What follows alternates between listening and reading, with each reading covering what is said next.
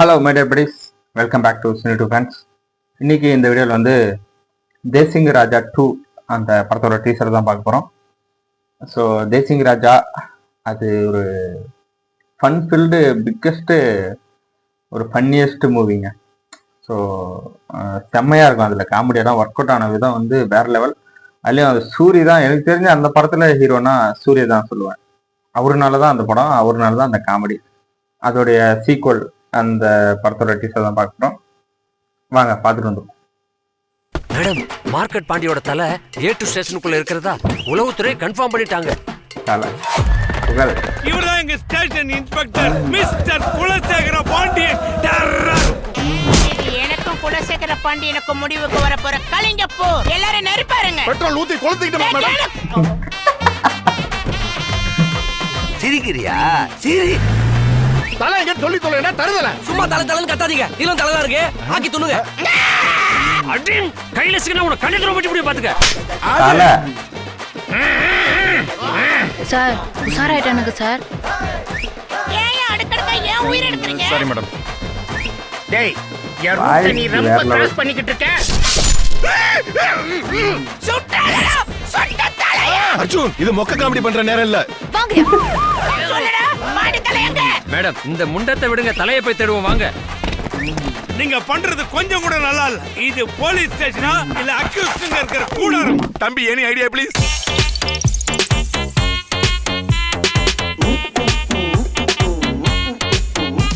நம்மள யூஸ் பண்ணி அவங்க பெருசா செஞ்சுட்டு போயிட்டாங்க. காப்பாத்துங்க. அந்த ஒத்த தலையை தரீங்களா இல்ல உங்க மொத்த தலையும் தரீங்களா?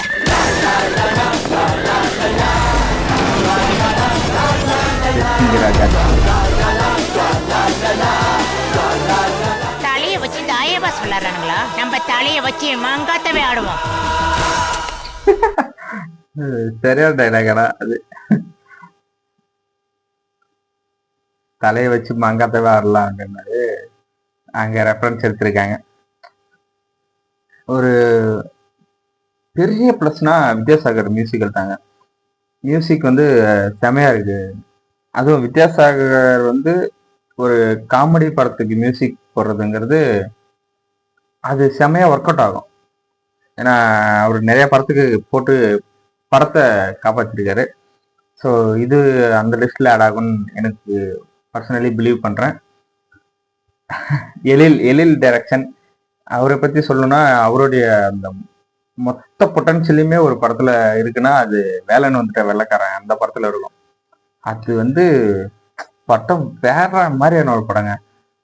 செம்மையா இருக்கும். சிரிச்சு சிரிச்சு வயிறு வடிதான் வரும். அந்த மாதிரி ஒரு படம். அது கடைசி ஒரு 40 மினிட்ஸ் வந்து நீங்க அந்த சீனுக்கெல்லாம் சிரிக்கலன்னா நீங்க மனுஷன் இல்லை அப்படிங்கிற மாதிரி வேற லெவல்ல இருக்கும்.